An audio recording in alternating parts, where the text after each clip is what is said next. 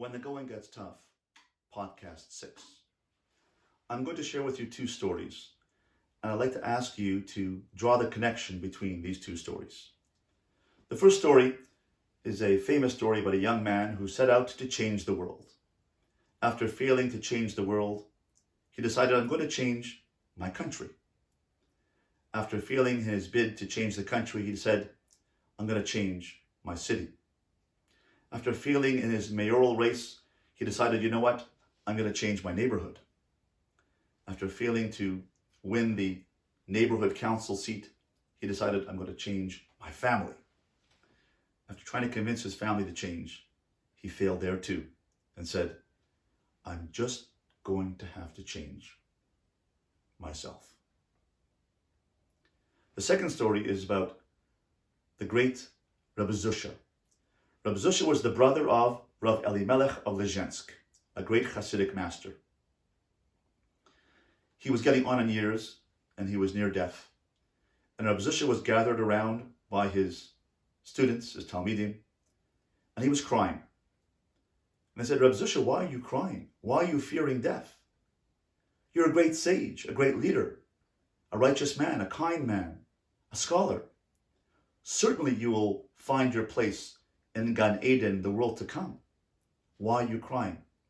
Rabbi Zusha said, I'm not crying about whether they'll ask me, Zusha, why weren't you as great as Moses? I'm not worried when they'll ask me, Zusha, why weren't you as great as the Rambam, Maimonides? Zusha, why weren't you as great as Rashi? I'm worried when they'll ask me this question. Zusha, why weren't you as great as Zusha? Why didn't he become himself? The connection between these stories is that I believe the man in the first story is the same person as Zusha in the second story. Zusha wanted to change the world, and he did by changing himself. He worked on himself all his life to become the best person he could become. And that's the purpose of life. The purpose of life is to become and develop your character, to be the kindest, most sensitive, compassionate, intelligent, caring, truthful, honest, resilient, giving person you can be. And that is the message of the first story, and that's the message of the life of Zusha in the second story.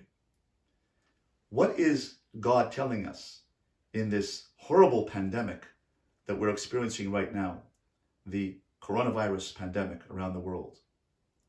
What does he want from us? Is he angry with us? Rav Leuchter says no. God is not angry with us. He wants us to change. He wants something new. He wants something better. He wants us to develop ourselves. And there is a very beautiful verse in Isaiah, and I'll read it to you in English and then in Hebrew. The verse in chapter 26, verse 20 in Isaiah says, Go, my people, enter your rooms and close your door behind you. Hide for a brief moment until the wrath has passed. In Hebrew, it reads like this. Lech ami bo b'chadarecha, uskor dlasaich ba'adech. Chavi kimat rega ad yavor za'am. Go, my nation, b'chadarecha, into your rooms. Uskor dlasaich ba'adaich. And close your rooms, close your doors behind you. The great commentary Rashi explains the words chadarecha, go into your rooms, as follows. He says, Lech ami bo b'chadarecha bebatei knesiot ubabatei midrashos. God says to us, the Navi says to us through the prophet, God says to us through the prophet, go into your rooms, which means go into your synagogues and go into your study halls, your yeshivot, your schools. Then Rashi says, Davar Acher, a second explanation is, your rooms mean Hisbonin al ma'asecha bechadrei libecha. Contemplate and introspect on your deeds in the rooms and chambers of your heart. When the first verse, the first aspect of this idea, says Rashi, is not possible, when we can no longer go to our synagogues and go to our schools, the schools are closed, synagogues are closed around the world, then Rashi says there's a second interpretation. And according to the Maharal, when Rashi says davar acher, a second interpretation, it is an explanation, it is an embellishment on the first explanation. The purpose of going to a synagogue or going to school is to learn about life and to learn about yourself and how to change yourself. But if the schools and the synagogues are closed, then let's rely on the second verse, the second interpretation of Rashi.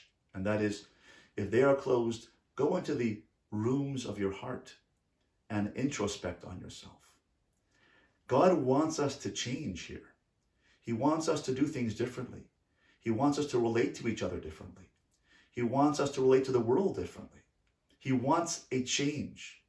And the way to do that is to travel into the rooms of our hearts, to be like Reb Zusha, and to be like the young man in the story, not to change the world, but to think, how can I change myself?